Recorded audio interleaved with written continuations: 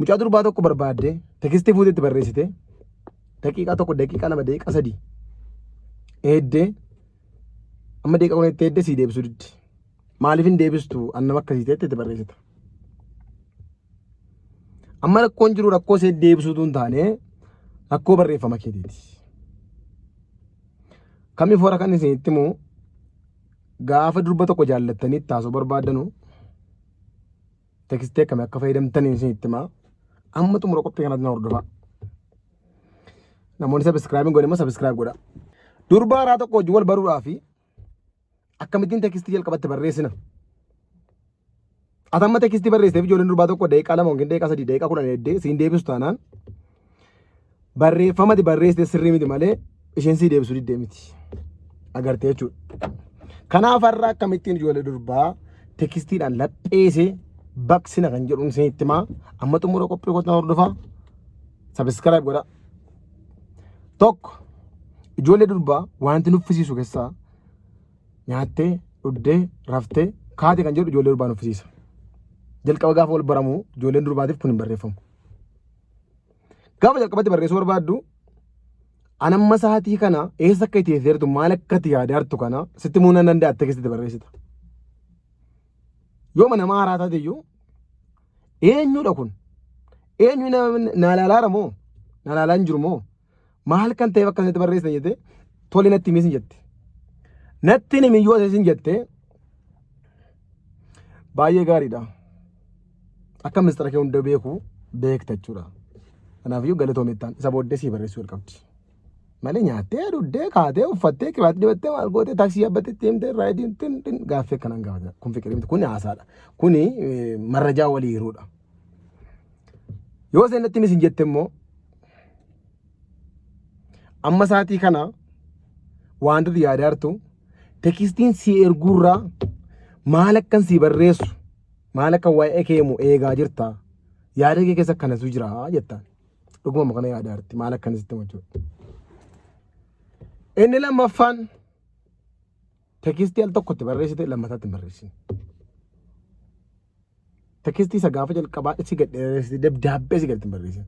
Hai akkas jedhama deema malee inkaa'oo jedhama malee cal jette tekstii gubbaadhaan amma godhaatti barreessa taanaan kanas hin barbaanne ijoolleen durbaa amma tuusa isa dubbisanuu namni biraatti bilbila yookiin tekstiin biraa galaaf isa duukaa san mixxee deemu.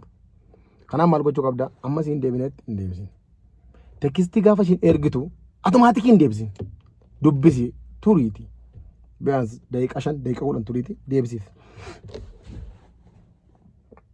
Isa booddee amma makkatti ragaagaatuu fi amma makkatti maal akkati barreessitu sirriitti hubatti isheen. Si yaadditeessi amma tekstiin ergitutti si yaadditeessi. Atis immoo yeroo san ragaagaatu maal akka barreessituuf sirriitti hubatta. Argadhete laxin godhe. Inni sadaffaan tekstii gatii si deebisteef tekstii gatii deebistee fi na jaallattetti of hin amansiisin. Utuu maal dhufe jechuudha. Utuu seen gaaffii si gaafattu addaan kutii ba'i. Amma maal hojjetaa harta hooseen sin jettee waan hundumatti neemin.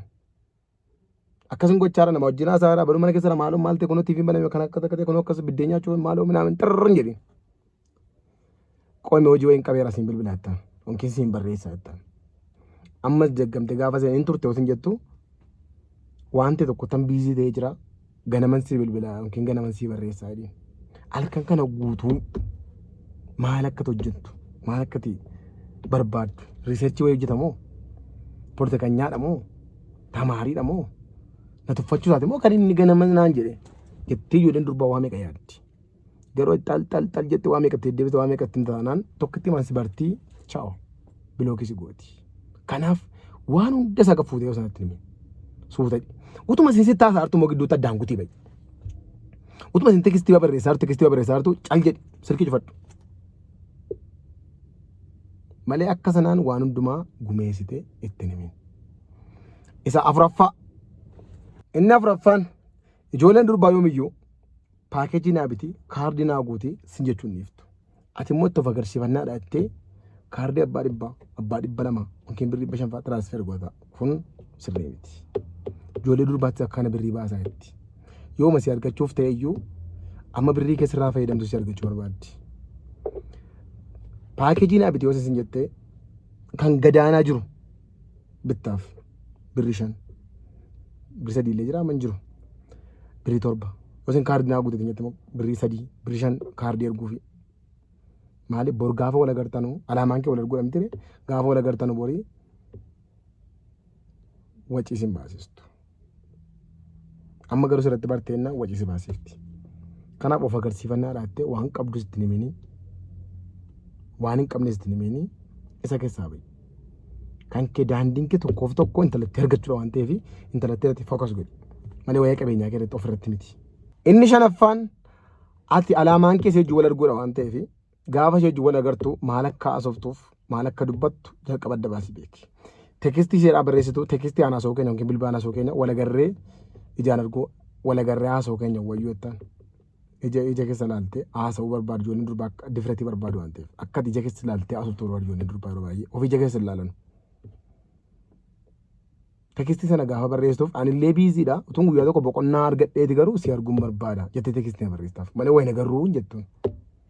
Torban kana biiziidha torban dhufu yoo ayyama fudhadhe yookiin immoo yoon firii ta'e akka dingataa wal arguun siif mijataa jettee mallattoo gaaffii keessaa malee wal argina jettuun wal arginaatii fi wal arginuun gargari waan ta'eef.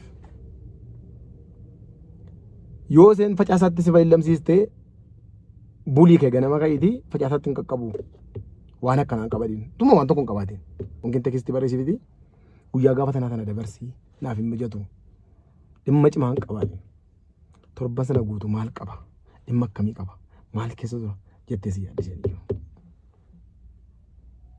walii galamti.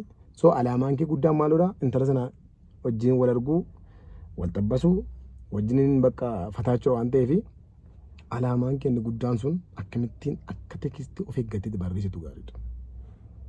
Si galamti waan dhiirri biraa fayyadamu tatoo hin fayyadamaniif. Si galamti sa'aatiin si dura teekistiin barreessiniif sa'aatiin si neerra teekistii barreessiif halkan saa 8 faara teekistii barreessi ganamaan kaatee gartuu waan ta'eef yeroo sen rafuuf jettu faara teekistii barreessaaf yaaduma. Si galee kana malee cal jettee dhobok akka moolti fayyaadhaan nagaadha yaadamtee tan bareedda minaa jettee naani hin ta'u inni kuni si balleessa. Waa'ee bareedina ishee miti kan itti haaftu jalqaba wayaa mala isheeti waan dhiironni baay'ee itti fayyadamati. Waa'ee bareedina ishee taanaan dhiirri baay'een si argachuudhaaf jedhee hin bareeddaa qonjiyyeen maal እንደዚህ ነው barreessuuf ijoolleen bakka barbaade qibamitu gani waa'ee ma bareedina ishee hin bareedda waan jedhu afaan kee keessaa kan ba'an ijoolleen durbaati hin bareeddattee naan tole siin jedhan maaliif beektaa bakka itti baraniiru. Yoo fokkistu taate illee mucaan suni akkati foggoraa jirtu yookiin immoo akkati ishee barbaadaa jirtu barti. Kanaafuu isa kana lookoo Daviidii. Galatoomaa isiniin jedhaa ijoolleen sabskiraayib godha. Guyyaa biraa immoo kan ijoollee dhiiraa akkatti laphee dhiiraa qal'atan isinitti hima. Yoo barbaaddes akka ijoollee dhiiraatti birreerraa nyaatan isinitti himan ijoolleen durbaa. Kanaafiyyuu qaxxaayee akkamittiin akka dhiirarraa birrii nyaannu. Ijoolleen durbaa tokko akkamittiin akka dhiirarraa birrii nyaattu.